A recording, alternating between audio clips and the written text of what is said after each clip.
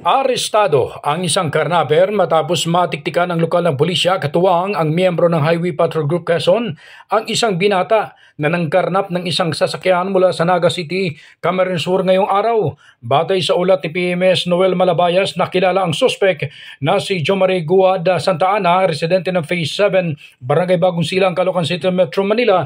Dakong 10:17 ng umaga, nagkaroon ng koordinasyon ng Tayaba City PNP sa pamumuno ni Police Lieutenant Colonel Bona Uberga sa opisina ng HPGA Quezon sa pangunguna ni Police Major Jonathan Victor Olvenia upang beripikahin ang isang sasakyan na isang Haima sedan na may plaka na IAO 9784 na nakapark at nabutasan ng gulong sa bahagi ng Tayabas Mauban Road, Barangay Lawige sa nasabing lungsod.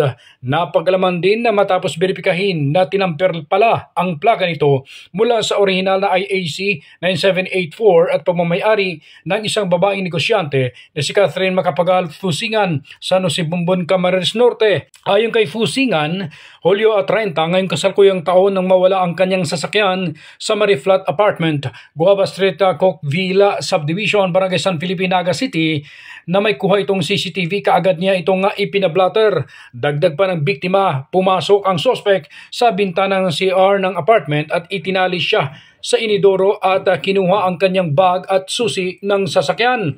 Base naman sa investigasyon ng pulis, ang suspect ay may kasong theft o pagnanakaw noong July 18, 2023, ngunit siya ay nakalaya makalipas ang 10 araw dahil sa plea bargaining.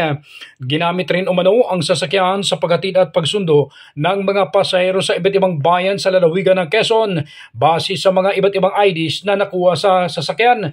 Base umano sa kuha ng CCTV nitong Agosto 5, tinakbuhan rin niya ang isang gasoline station na bahagi ng Ecotourism Road sa Sariaya, Quezon matapos magpagasolina at hindi nagbayad. Kasalukuyan namang itinurn over na ang suspect upang sampahan ng karampatang kaso sa Naga City Police Station, gayon din ang kinarnap na sasakyan para sa tamang disposisyon at dokumentasyon.